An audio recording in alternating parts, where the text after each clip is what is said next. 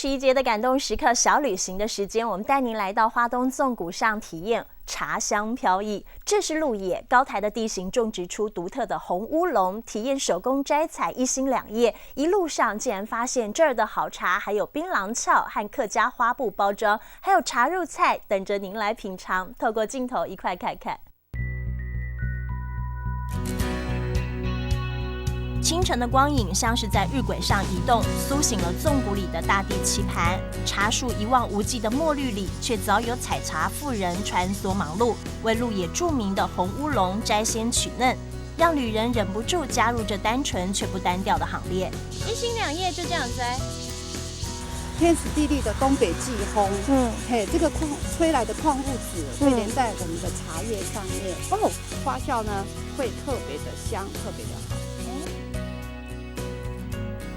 天时地利构筑品茗的悠然，循着茶香才发现红乌龙冰着喝的沁凉，热着喝的舒心，入蜀里最适宜。有乌龙茶的水色的香气，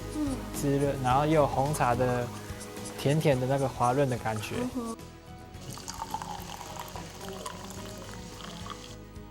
红乌龙俨然是台东鹿野这个客家庄里的骄傲。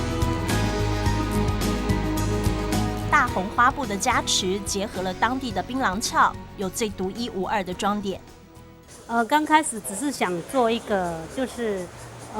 花器跟灯罩，后来想到说这个中间的空位那么多，我们就想说在这个社区里面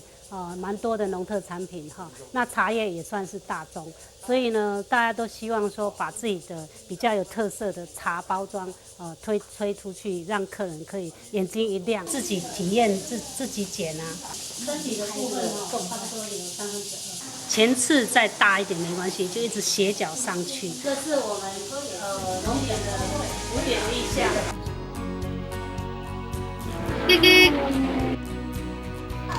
红乌龙的馈赠还能祭祭五脏庙，入菜后染上琥珀色，奢华里别忘最简单的客家味，腌制瓜果添香增色，让这一路的行程有如天上人间。